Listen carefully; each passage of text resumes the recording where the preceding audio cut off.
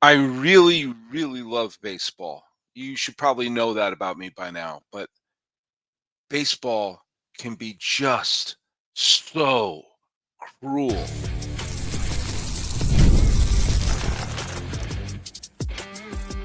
You are Locked On MLB, your daily MLB podcast. Part of the Locked On Podcast Network, your team every day. Hello, baseball fans. Welcome to Locked On MLB, part of the Locked On Podcast Network, where it's your team every day. This is the daily podcast. We talk about all of Major League Baseball. I'm your host, Paul Francis Sullivan. Please call me Sully. Follow us at Locked On MLB Pods on Twitter or whatever it's called these days, and on Instagram. I'm your pal Sully, Sully Baseball Podcast on Instagram.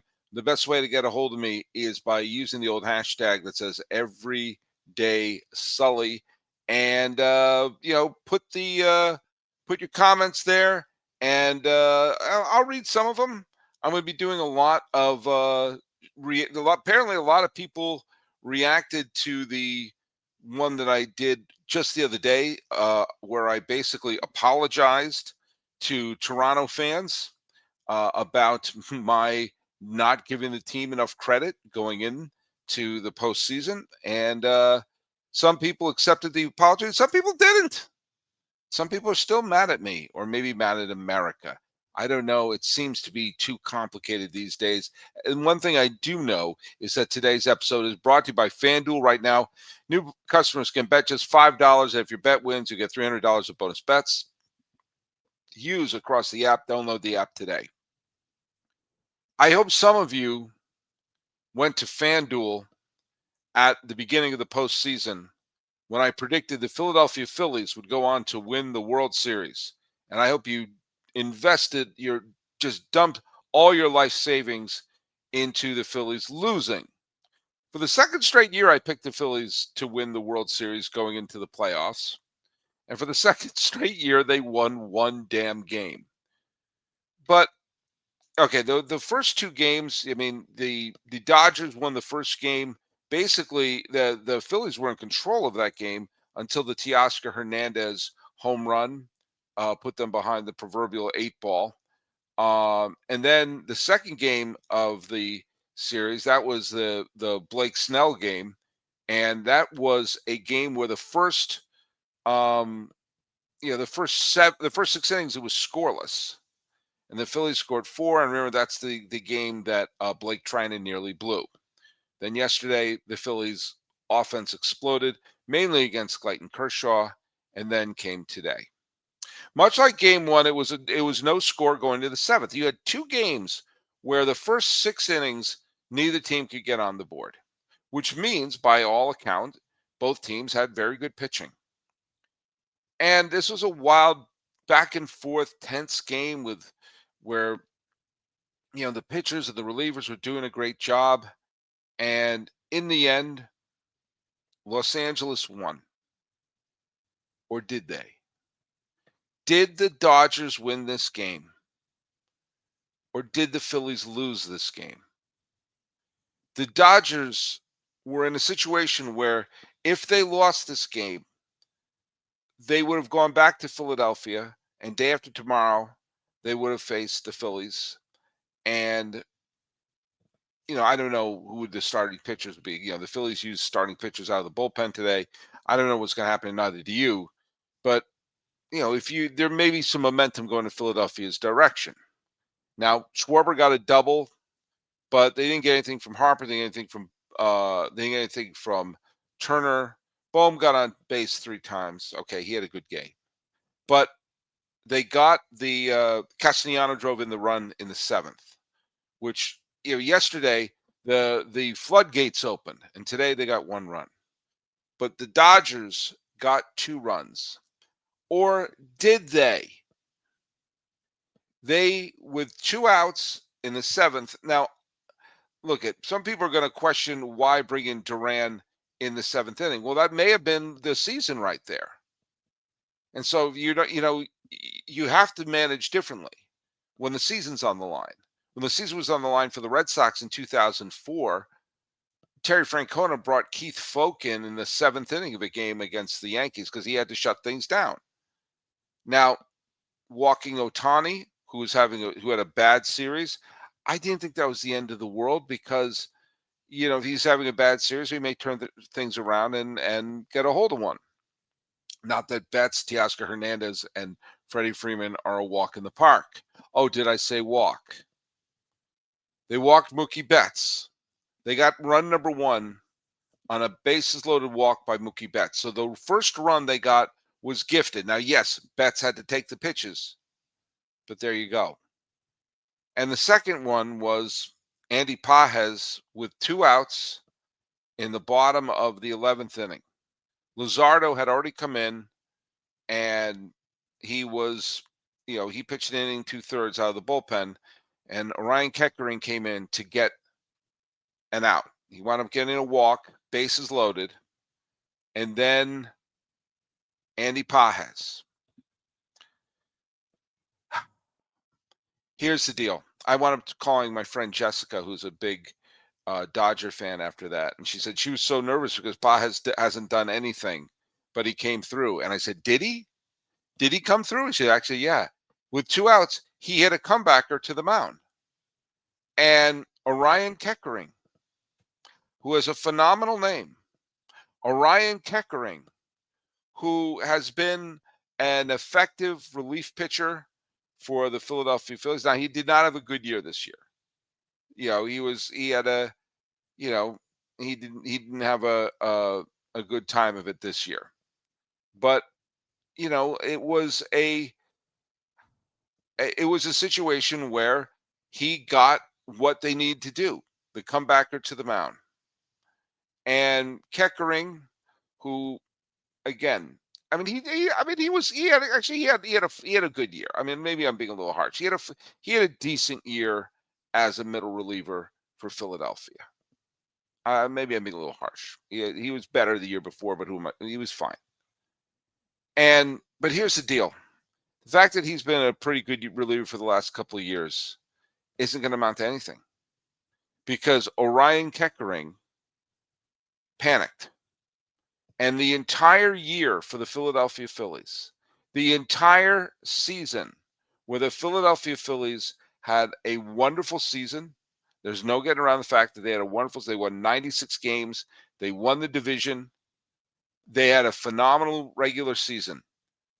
And that entire year has now been superseded by Orion Keckering panicking.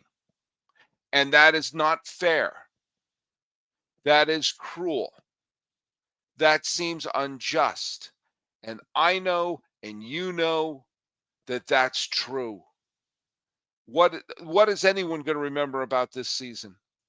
What are they going to remember? They're going to remember the fact that Kyle Schwarber hit 56 home runs and drove in 132 runs batted in? No. Are they going to remember that that the team basically won the Triple Crown in that Trey Turner led the league in hitting and Schwarber led the league in home runs and runs batted in? Anyone going to remember? No. Meaningless. No one's going to remember that. No one's going to remember that they had 10 guys in double digit for home runs this year. A balanced lineup. No one's going to remember that. Christopher Sanchez had a fantastic year, throwing 202 innings, leading the National League in WAR for pitchers. Anyone going to remember that? Of course not. Duran came over and was a fantastic acquisition, solidifying that bullpen. Is anyone going to remember that? Not even for a second. The only thing the entire season boiled down to Orion Keckering and that ground out. And that's not fair. That's cruel. And yet we both, you and I, and I'm speaking only one person, you know who you are. We know that's true. All right, look, the NFL season is right here, and FanDuel has an offer that you don't want to miss. Right now, new customers can bet just $5, get $300 in bonus bets if you win. That's right. Pick a bet, put down $5. If it hits, you'll unlock $300 in bonus bets to use across the app. And FanDuel is great because it gives you so many different ways to play. You build parlays, you do the player props. You can even follow live lines during the game. It makes football even more exciting when you got something riding on the action. Whether you're a casual fan like myself or love diving into the stats, FanDuel makes the game day experience so much better. So what are you waiting for? Visit FanDuel.com to download the FanDuel app today, and then you can get started with FanDuel. That final play is already being picked apart like the Zapruder film right now. And the thing about the play here, full discretion. Once again, I was walking my dog. I enjoy listening to these games. And then, because I like the rhythm of baseball on the radio, and I also don't want to just be sitting on the couch. My dog was looking at me, Eleanor going like, what's the deal? What's the deal? And I said, all right, let me put a leash on you. We'll walk around. We're walking around listening to this game. And I heard it unfold on the radio. And I was like, oh wow, this sounds awful. And I felt so badly for Orion Keckering. And then when I got back to actually watch the highlight, and somehow it was 1,000 times worse than I thought it was. Because the ball came back, and yes, the bases were loaded, but there were 2 outs. And if he threw a strike home, he probably wasn't going to get the out. And Kim running into home plate. And Pages was like about halfway up the line. Even though he fumbled and bumbled and grumbled trying to pick up the ball, he picked up the ball long enough to turn to first and get the GD out. And that would have ended the inning. And instead, and the thing that also is there's so many things about it that were just gut-wrenching. Is Realmuto. He looks up and Realmuto, fine catcher for Philadelphia, is pointing to first. He's pointing to freaking first base as if to say, I'm directing this here. Throw there. I'm telling you not to throw it here.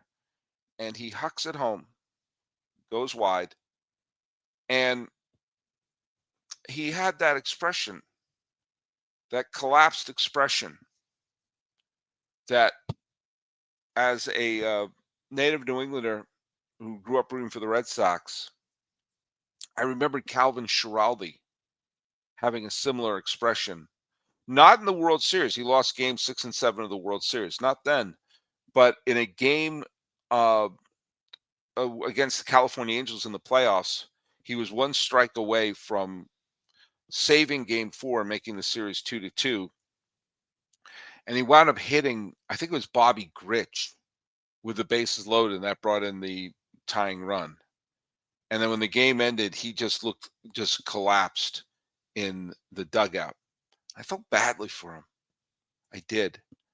And Kerkering just slumped over like he knew immediately. Like Charlie Brown when he misspelled Beagle at the spelling bee. Just knew immediately. Oh my God. That's the season. And that's it.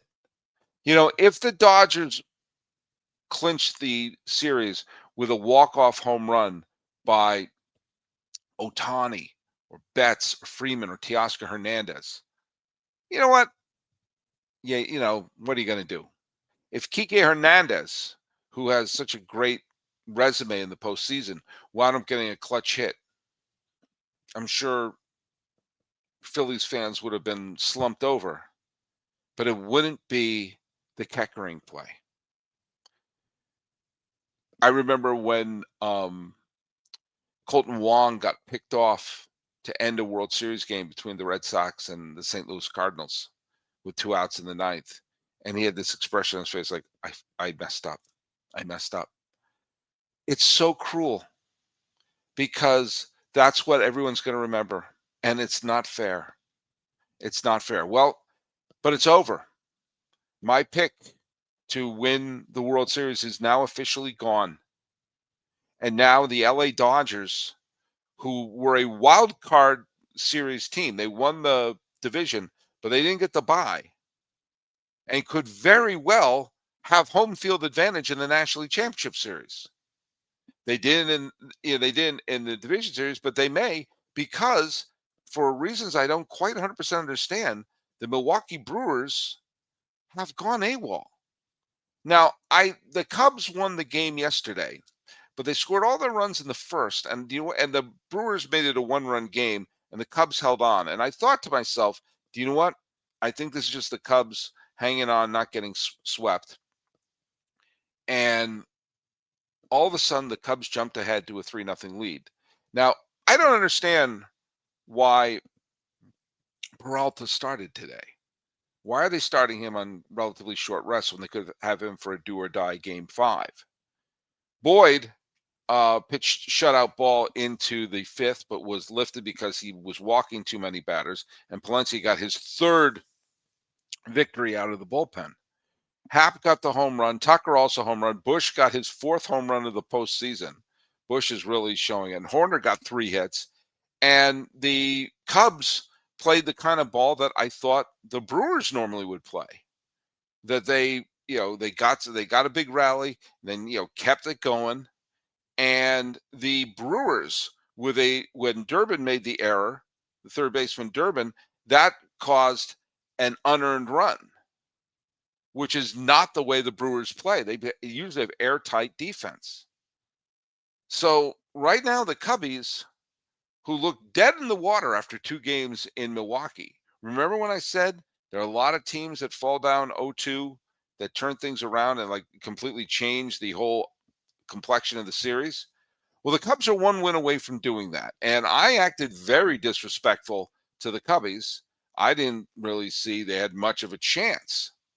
Well, they're going to be playing on Saturday in Milwaukee, do or die game. And you can say, all right, I favor the Brewers because they were the better team all year and this, that, and did I mention the other thing? But it's just one GD game. The Philadelphia Phillies in 2011 had one of the best teams I had ever seen in the regular season. I thought they were en route to absolutely stampeding to a World Series title. And they got to that Game 5 in the division series against an inferior St. Louis Cardinal team, Roy Halladay versus Adam Wainwright. And it just was one game. That's all it needed to be. And if it's going to be Dodgers-Cubs, and the Dodgers seem to have figured out their bullpen situation, thank you very much, and basically don't have Kershaw pitch more than 1 inning. You know what? This is lining up wonderfully for the Dodgers, who are going to have their pitching rested and ready to go because Game 1 of the National League Championship Series is not going to be played until Monday. The Dodgers are going to have Friday, Saturday, and Sunday to line everything up the way they want. And if they have to go to Milwaukee, they're probably not going to face Peralta Game 1. If they fly to Chicago, Chicago has to fly into LA, well, then they're going to be exhausted. Either way, suddenly the roadmap for the Dodgers to get back to the World Series, I don't want to say it got easier, but it got a hell of a lot clearer. Now, the Brewers could just take advantage of this and dust themselves off. The big difference between games 1 and 2 and games 3 and 4 was in those first 2 games. First of all, the Brewers absolutely ambushed them in Game 1, and whenever they need the big hit, they seem to have gotten it. Even though the Cubs, I believe it's all 4 games, they have a home run in the first inning. But we shall see. I'm stunned that it's got to this point because of all the series that were a 2-0 hole, I thought the Brewers were the one that were in the most control. And now the Brewers' wonderful season, where they were the best team in baseball, has come down to 1 game. And you know what I really, really hope? I hope it's a well-played game because the game tonight between Los Angeles and Philadelphia was a well-played game.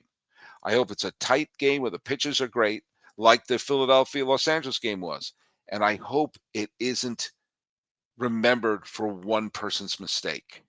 Because again, that's just cruelty. And I prefer heroism to cruelty. Guys, you've probably heard of Viagra or Cialis, or maybe you've even tried them. But if you're looking for something that goes beyond the usual pill, it's time to meet Rugiet Go Long. Now, this is not just another ED pill. It's a total game changer. Go Long combines 2 doctor-trusted medications in one dual-action formula so you can perform and go the distance. The effects can last up to 36 hours, and that's confidence all day, all night, even into the next day. And the process is simple. Connect with a board-certified doctor 100% online, and to prescribe your treatment ships discreetly right to your door. Ready to level up confidence in the bedroom? Head to Rugiet.com, Rugiet.com, and use promo code LOCKEDONMLB for 15% off your first order. That's Rugiet.com, promo code LOCKEDONMLB. Make sure you use our code so we know that we sent you.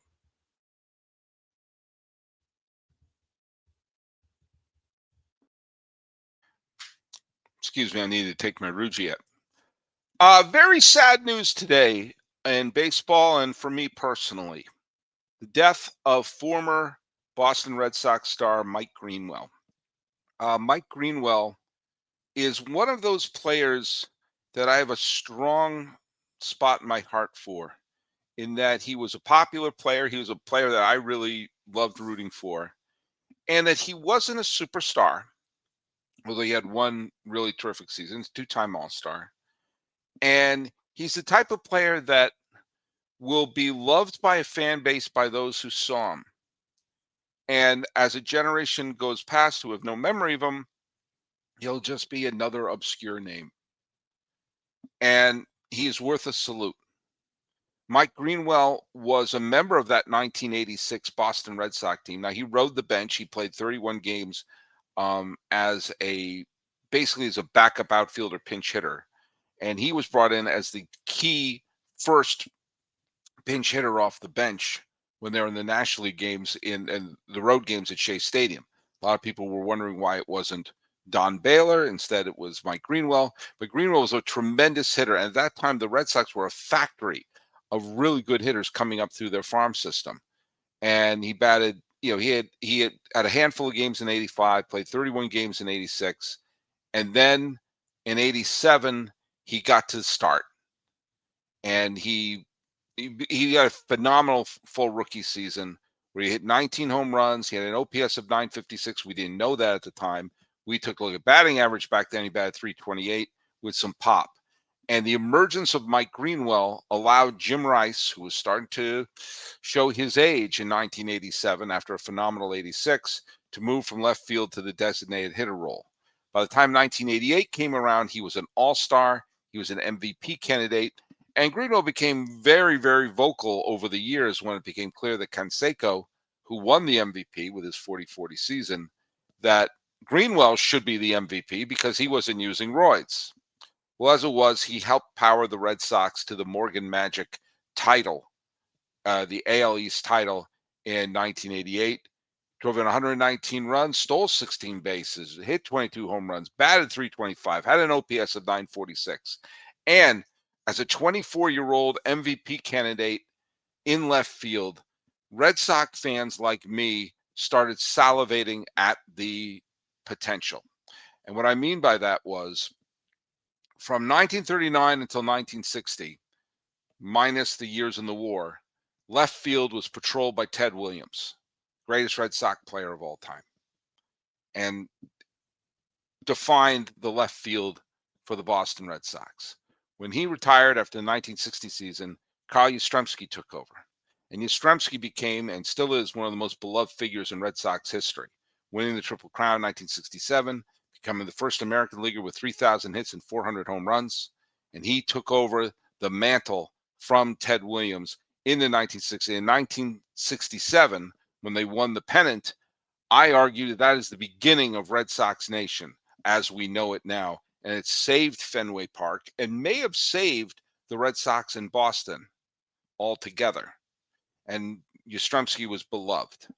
Jim Rice showed up in 1975 as part of the Gold Dust Twins along with Freddie Lynn, and Rice took over in left field. Now, Yastrzemski still would play in left field from time to time, but as Yastrzemski was getting older, they moved him primarily to first base. And Jim Rice became the MVP, became a superstar, winning home run titles, and putting together a Hall of Fame career. And if he was healthy in 1975, for the World Series. He broke his hand just before the playoffs. Chances are adding Jim Rice to that lineup may have put them over the top. Either way, he was a superstar outfielder. And as Jim Rice was starting to fall, Mike Greenwell showed up. And the first year that they moved Rice to DH and Greenwell, as I mentioned, he was an MVP candidate. And so what were we all thinking? Williams to Yastrzemski, Yastrzemski to Rice, Rice to Mike Greenwell. A superstar in left field no matter what. That's not what happened. Instead, what happened was the Red Sox got a very steady player. He had the one superstar year, but the rest of the time he was just reliable. Reliable and good, as he played till only the age of 32. But year in and year out, he would hit 300 some odd. He would have double-digit home runs, and he would be a solid all-around hitter. And a homegrown product, the Gator, who played 12 seasons with the Red Sox and only the Red Sox. And in his final season with the Red Sox at age 32, and it's amazing when you think of the fact that that was it. I mean, his career didn't go longer than that. He probably still could have kept playing, but he retired as a member of the Red Sox, and he had one of the great games in baseball history in the last month of his career in 1996 in a game against the Seattle Mariners, which the Red Sox won 9-8. He went 4 for 5 with a double and 2 home runs, and say it with me, 9 runs batted in. He drove in 9 freaking runs by himself. And remember, this was a 10-inning game, and what was the final score? 9-8. The Mariners scored 8. The Mariners drove in 8 runs. Greenwell drove in 9. And it's amazing. He only played for a couple more weeks, and then that was it. Now, he went on to go back to his native Florida. He became involved in local politics, and sadly, cancer took him. He was not very, he didn't play. He only played till he was 32. And sadly, he died at age 62. And was a member of playoff teams. He had the World Series team in 86, division champions in 88, 90, and in 95 before hanging him up. He's the type of player that fans of the team will remember. People who saw him will remember. For a year or so, we Red Sox fans thought, oh, is this the next great link? No. Instead, it was a really good player. Brought up through their system, former third round draft pick by the Red Sox. He was born in Louisville, but he grew up in Florida and became a reliable piece of the team for a generation of Red Sox fans, and played alongside a bunch of homegrown players and was part of some of my favorite Red Sox teams of all time, including that more magic team of 1988. So if you saw him play, you remember the Gator. He hit for the cycle. He got some big hits, some big home runs along the way, and he was always reliable all those years. So rest in peace to a lifelong Red Sox player who maybe should be given the MVP in retrospect. Maybe not. But either way, rest in peace, Gator. This Red Sox fan appreciated your career. And thanks so much for making Locked On MLB your first listen. For your second listen, check out the all-new Locked On MLB Game Night. Every game, every night until a World Series champ is crowned. Get local analysis on a national scale. Find MLB Game Night on Locked On MLB here on YouTube or wherever you listen to your podcasts. It's going to bring us to today's trivia question. Oh, do you know what? We didn't do the other one. I forgot to answer it. Okay, let me answer the previous one and then do the new one. I'm sorry, I got a little carried away by talking about the Phillies. I said on this day, the Giants won the NLCS, which former Cy Young Award winner acquired at midseason, got the save for the Giants to clinch the 89 NLCS, and it was Scott Campbell, a.k.a. MIP, got it right. It was Steve Bedrosian, who is often credited as having the best beard in baseball. Certainly top 10. Certainly top 10. So, yes, Steve Bedrosian was the former Cy Young Award winner who clinched the pennant for the Giants in 1989. Sorry, forgot to do that part. Now let's do this one. The new trivia question.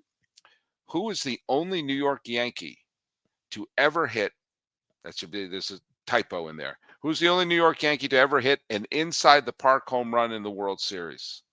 Only one Yankee has ever hit an inside the park home run in the World Series. Who was it? And here's that correct. Who was the only Yankee to ever hit, not hiss, an inside the park home run in the World Series? Put your answers right down below. Talking about the cruelty of October and what a split-second mistake is all anyone's going to remember about this season. And the Brewers wonder if they'll wake up, and saluting a lifelong Red Sox player. This has been Locked On MLB. I am your host, Paul Francis Sullivan. Please call me Sully.